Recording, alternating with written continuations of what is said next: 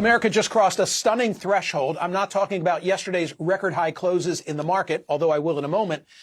I'm talking about the gross federal debt of the United States surpassing $38 trillion this week.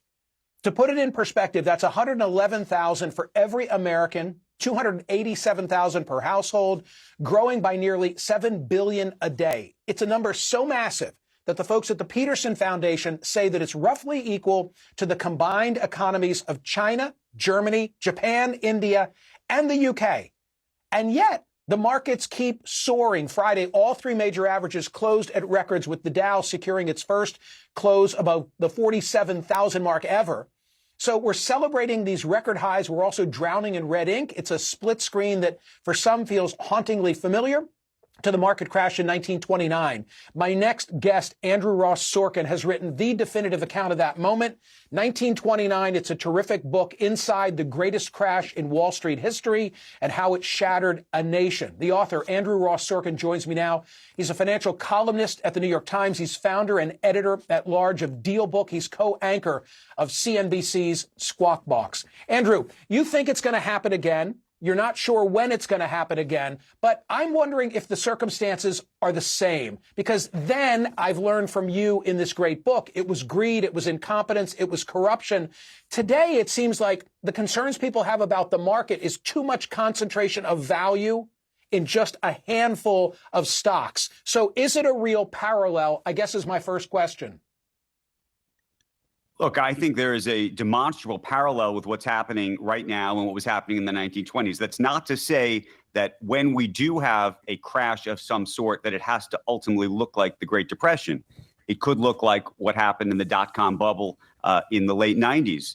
But what does make this whole moment more significant is the issue you raised at the top of this segment, the issue of how much debt the country has. So there's two things going on here right now. One is that, there's a remarkable leverage, meaning debt and credit in the corporate space that's fueling so much of the AI bubble, if you will. And there's sort of a split screen in terms of what's going on with the economy unto itself. The AI economy is powering or maybe even papering over a lot of other problems in our regular economy. But then you layer on the debt that the government's taken on, and it gets a lot more dangerous. So at some point, if we do have a crash, the proper answer to a panic is for the Federal Reserve and the government to spend even more money. And the problem is whether bondholders, whether investors in our debt, in America's debt, at some point raise their hand and say, you know what, we don't like this. If we'll lend you more money, but we're only going to do it, you're going to pay me a lot more money, meaning a much higher interest rate for that money, in which case things can spiral. Why don't the markets seem to be concerned about $38 trillion of debt? It's almost an inexplicable question or an inexplicable answer. I've been surprised that that bondholders have not been sort of a greater governor over government spending for a very long time. I think part of it's an issue of relativity. The U.S. economy, on a relative basis to virtually every other economy in the world, is actually doing quite well. And so people think to themselves, what's the safer bet? They say we could be the cleanest shirt in a dirty hamper. And so that's, I think, to some degree how investors are thinking about it. The other issue is that most investors are professional optimists. And the truth is, being optimistic over the last 100 years has actually proven to be the right call, meaning I can be here like a Cassandra, and I can be right, but maybe I'll be wrong about the timing. And the truth is that if you held your shares over a very long time, you would be more successful, like Warren Buffett, than sitting on your hands with your cash, under your mattress. Has Andrew Ross Sorkin become Lou Manheim? Because all of my knowledge, right, stems from the movie. I hope you get the reference. I think I'm detecting a smile on your face.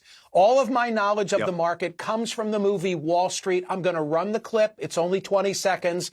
Let's play it. Man looks in the abyss. There's nothing staring back at him. At that moment, man finds his character. And that is what keeps him out of the abyss. You're too young to be the old codger who says, hey, there's a problem coming, right? Look, the point of this book, to be honest with you, when I started writing it, I started writing this nearly a decade ago, was not actually to draw parallels. I didn't, and in the book itself, I actually try to leave it to the reader to see the parallels or not. And some people see those parallels, some others don't. My point is, if you understand what happens in a period of great euphoria, with lots of leverage around, with very little transparency, we're in a moment right now where guardrails are coming off. There were virtually no guardrails in 1929, that you might want to say to yourself, we need to be careful. That's the only message I have. But the truth is, we're humanity. We like more. By the way, you just ran that clip. In the movie Wall Street 2, which is not as good a movie, there's a great moment where Shia LaBeouf looks at Josh Brolin and says, "What's your number?" As in, what's the number that would make you feel financially independent or whole, or what's enough, if you will? And he looks back at him and he says, "More.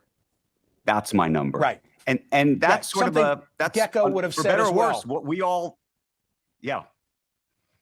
Hey, a quick response to this, which is not fair to you, but the book is terrific. I'm a fan of narrative nonfiction of this style, so I love it.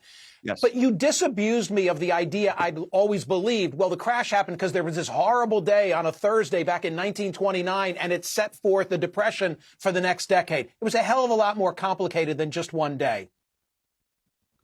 100%. And that's one of the reasons I wrote this book. Look, I think I had an impression, like most people, that there was a terrible day and the Great Depression happened immediately after that. Really, the crash itself was the first domino in a series of dominoes, and then a series of terrible policy choices. And you'll see this in the book because you'll be in the room with Hoover in the White House as this is all taking place. The crash happens, and the crash, by the way, happens over multiple days, in fact. But then it's policy decisions like raising taxes at the worst possible time, implementing the Smoot-Hawley tariffs at a time when the economy was faltering. And in fact, Hoover did that, in fact, because in 1928, when he was trying to get himself elected, he was promising farmers that he'd put tariffs in place so he could get himself elected. And he felt that he needed to make good on his pledge. So you can start to see the sort of different issues that came into play at that time. Andrew, the book is tremendous. Thank you so much for coming back to the program.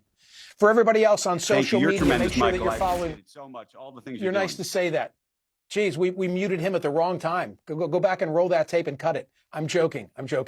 Follow me on X, YouTube, all the platforms. The necessary cuts needed to curb the debt will never happen, so I'll just enjoy the gains of the stock market, says Rakesh.